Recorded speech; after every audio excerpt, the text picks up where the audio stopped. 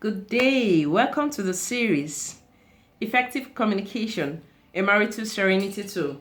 Today we shall be looking at the 7 C's commandment of effective communication in marriage. The 7 C's commandment of effective communication requires that communication should be clear, should be concise, should be concrete, should be correct, should be coherent, should be complete, and should be courteous. The question now is, how does it really apply in marriage? So we take it one after the other. We take the first one, clear. When communicating with someone, be clear about your message. When communicating with your spouse, be clear about your message, your motive, your goals.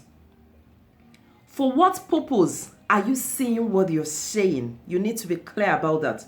For what purpose are you communicating? If you are not sure, then the person you're communicating to would not be sure either. But when you get the message across in a clear way, it takes out any form of misconception.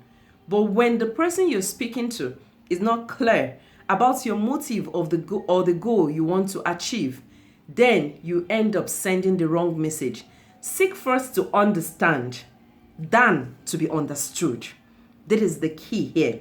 To be clear, try to minimize the number of ideas or words you choose to communicate at a time. Don't say everything at the same time. So we go to the second one, concise. This simply means being brief.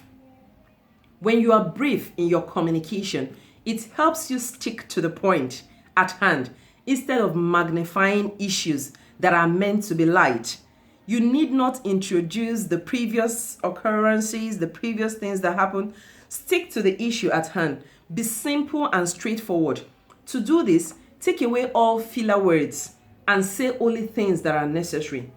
What do you want to achieve should be your motive here. It should be your compass. That should be what is guiding you. What do you want to achieve with this?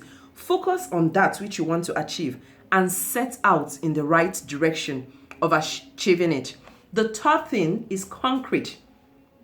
This is about expectations, and it can never be overemphasized. I've said it earlier in this series that setting unrealistic expectations is setting yourself up for failure.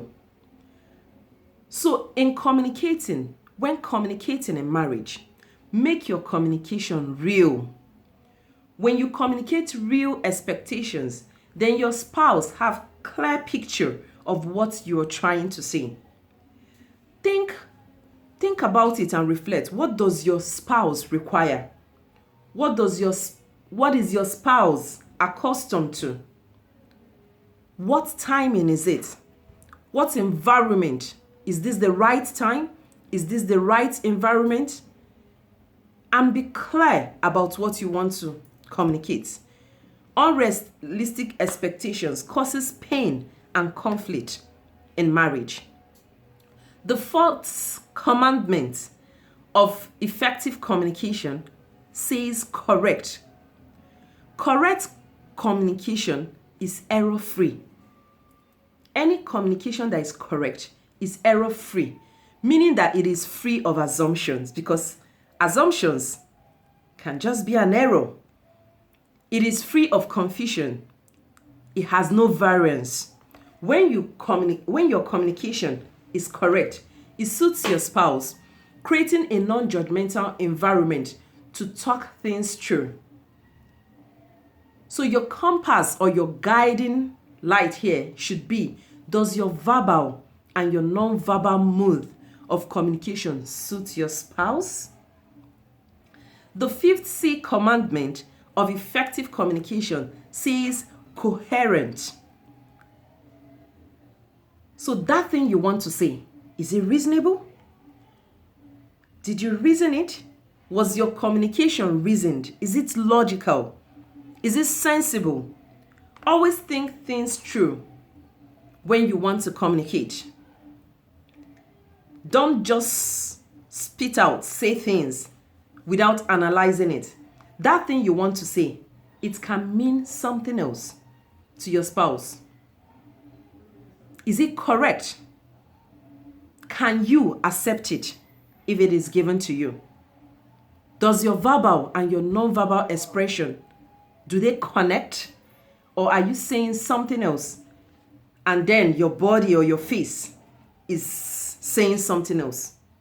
Let all flow together. And by this, I mean, let your verbal and your non-verbal communication flow together.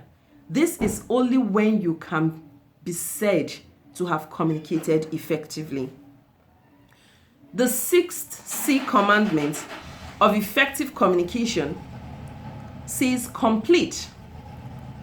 Let your communication to your partner be the entire message that your motive has. Do not expect your partner to fill in the blank space or to be a mind reader. Some people try to play smart in their conversation with their spouse, and they try to set traps for their spouse to make assumptions and get entrapped. My question for you is, to what end is this method? A complete communication has everything your spouse needs to make an informed decision in order to take the right action. So you need to ask yourself, this should be your guide in evaluating this commandment.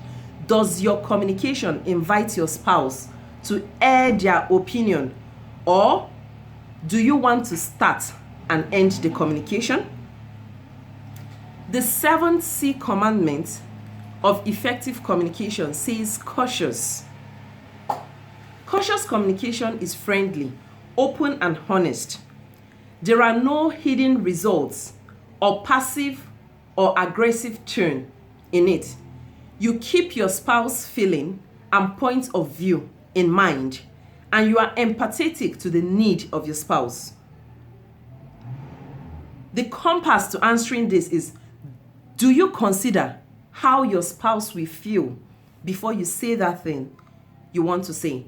Or do you consider how your spouse will feel when you want to say whatever you're saying during a communication or conversation? So for today's task, it will be good. This is the last commandment of effective communication.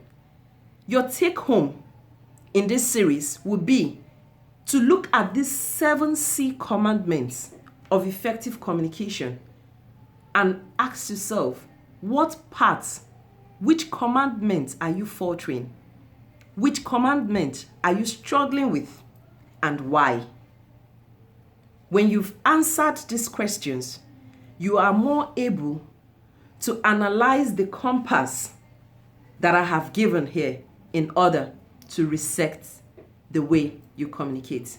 Until I come your way again on this series, I remain your Serenity Coach, Chineye Mobi. Bye.